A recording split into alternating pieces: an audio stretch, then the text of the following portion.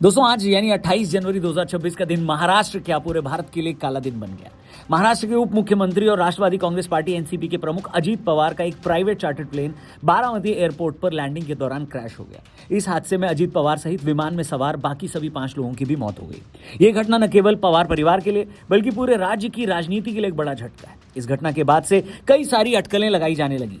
कई लोग इसको किसी दैवीय आपदा से जोड़कर देख रहे हैं, क्योंकि पिछले ही साल गुजरात के पूर्व मुख्यमंत्री विजय रूपाणी जी की भी ऐसी दुर्घटना में मौत हो गई थी। इस वीडियो में इसी के बारे में बात करेंगे और ये भी समझेंगे कि इसके बाद से महाराष्ट्र की राजनीति पर क्या असर पड़ने वाला है। Ajit Pawar, who was on board a plane, has met with an accident in Baramati. This is a big breaking news update, ladies and gentlemen.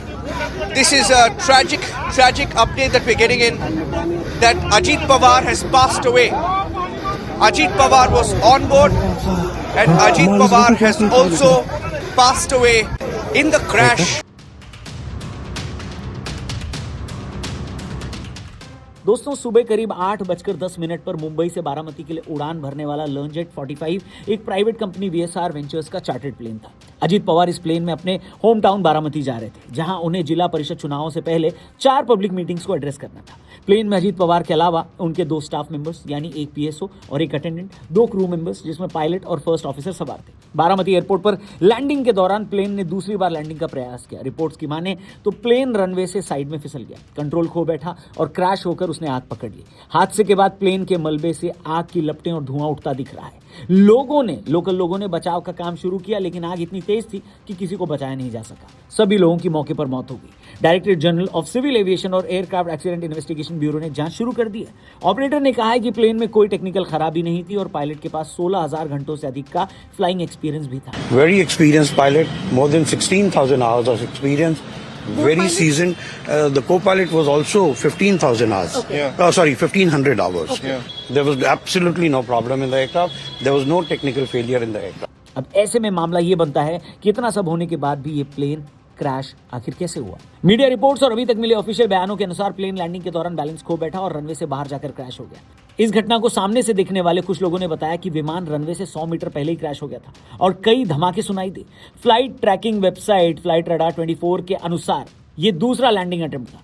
फिलहाल जांच टीम दिल्ली से बारामती पहुंच चुकी है। इनिशियल रिपोर्ट्स में मौसम, पायलट एरर या टेक्निकल खराबी जैसे कारणों की आशंका जताई जा रही है, लेकिन किसी भी तरह की कोई साजिश हुई है ऐसा फिलहाल कहा नहीं जा सकता। दूसरी ओर महाराष्ट्र सरकार ने 3 दिनों का राजकीय शोक घोषित किया है और स्टेट में आज छुट्टी रहेगी। प्रधानमंत्री नरेंद्र मोदी, गृह मंत्री अमित शाह, कांग्रेस नेता राहुल गांधी, महाराष्ट्र के मुख्यमंत्री देवेंद्र फडणवीस, कई नेताओं ने शोक व्यक्त किया। अजीत दादा ने महाराष्ट्र और देश के विकास में अपना बड़ा योगदान दिया है। गांवों के जीवन को बेहतर बनाने के लिए आगे बढ़कर काम किया। इस पीड़ा की घड़ी में हम सभी उनके परिजनों के साथ हैं।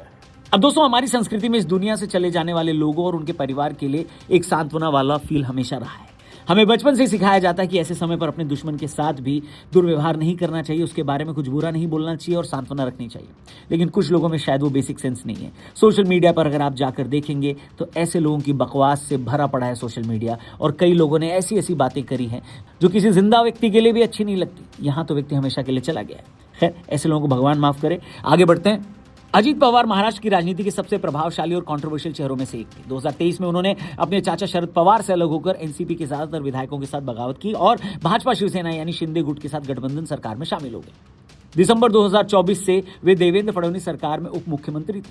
उनकी मौत से महाराष्ट्र की गठबंधन सरकार में बड़ा संकट पैदा हो गया। ऐसा नहीं कि भाजपा अपने दम पर शिवसेना के साथ पावर में नहीं रह सकती, बड़े आराम से काम हो सकता है, लेकिन शरद पवार इसके बाद से मजबूत होते दिख रहे हैं। अजीत गुट वाले एनसीपी के विधायकों और समर्थकों में शोक की लहर है, लेकिन साथ ही राजनीति करने वाले और उन्हें समझने वाले बताते हैं कि अजीत पवार के जाने के बाद एनसीपी की पावर सीधे शरद पवार के पास वापस लौट सकती है। कई सारे विधायक भी इस बात को लेकर असमंजस में हैं कि अब यहां से पार्टी पॉलिटिक्स क्या होगी, क्योंकि सरकार में भागीदार होना और पार्टी को चलाना 2 अलग चीजें होती हैं, जबकि विपक्षी दलों में भी शोक है। यह घटना राज्य की पॉलिटिक्स को नया आयाम दे सकती है, क्योंकि अजीत पवार बारामती और वेस्टर्न महाराष्ट्र में मजबूत पकड़ रखते थे। उनकी महाराष्ट्र पॉलिटिक्स में कमी से पावर बैलेंस इफेक्ट हो सकता है। दोस्तों अजीत पवार शरद पवार के भतीजे थे, लेकिन 2023 के विद्रोह के बाद दोनों गुट अलग हो गए थे। चुनाव आयोग ने पार्टी का नाम और चुनाव चिन्ह अजीत गुट को दे दिया। जाहिर सी बात है कि एनसीपी के सबसे बड़े चेहरे अजीत पवार हो चुके थे। हाल ही में दोनों गुटों में यूनिटी की बातें भी चल रही थी। पुणे और पिंपरी चिंचवड नगर निगम चुनावों में उन्होंने साथ मिलकर लड़ा भी था। अजीत पवार की मौत के बाद से शरद पवार गुट को मजबूती मिल सकती है, लेकिन पवार परिवार में इमोशनल लेवल पर ये एक गहरा सदमा है। शरद पवार, सुप्रिया सुले और सुनेत्रा पवार ये सब बारामती पहुंचे। एनसीपी के भविष्य पर सवाल उठ रहे हैं कि क्या अजीत गुट अब कमजोर हो जाएगा, क्या कोई नया चेहरा उभरेगा। ये महाराष्ट्र की राजनीति में पवार परिवार की पकड़ को इफेक्ट भी कर सकता है। राजनीति के जानकार मानते हैं दोस्तों कि इस देश में इमोशन को सही तरीके से इस्तेमाल करने वाले नेता ही आगे बढ़ते हैं। शरद पवार ये बात अच्छे से जानते हैं कि अगर महाराष्ट्र की राजनीति में फिर से रेलेवेंट रहना है तो अजीत पवार के विधायकों को अपने पाले में लाना होगा। हालांकि ये परिवार के लिए भले ही सदमे वाली बात हो, लेकिन शरद पवार को अच्छे से पहचानने वाले लोगों को ये पता है कि शरद पवार अपनी पॉलिटिकल रेलेवेंस के लिए क्या पॉलिटिकल गेम खेल सकते हैं। हालांकि अभी इसके कयास नहीं लगाए जा सकते, लेकिन आने वाले भविष्य में हम ये देख सकते हैं कि अजीत गुट के विधायक शरद पवार जैसे नेता के बीच लामबंद हो सकते हैं। वहीं दोस्तों पिछले एक साल में कई हाई प्रोफाइल हादसे हुए हैं। 2025 में गुजरात के पूर्व मुख्यमंत्री विजय रूपाणी एयर इंडिया के उस प्लेन क्रैश में मारे गए, जिसमें 241 और लोगों की भी मृत्यु हुई थी। इससे पहले जनरल बिपिन रावत 2021, YSR रेड्डी 2009, माधवराव सिंधिया 2001 में ऐसे हवाई हादसों का शिकार हुए। अब कुछ लोग इन घटनाओं को कोइंसिडेंस मानते हैं, जबकि कुछ साजिश। जाहिर सी बात है, जितने मुंह उतनी बातें।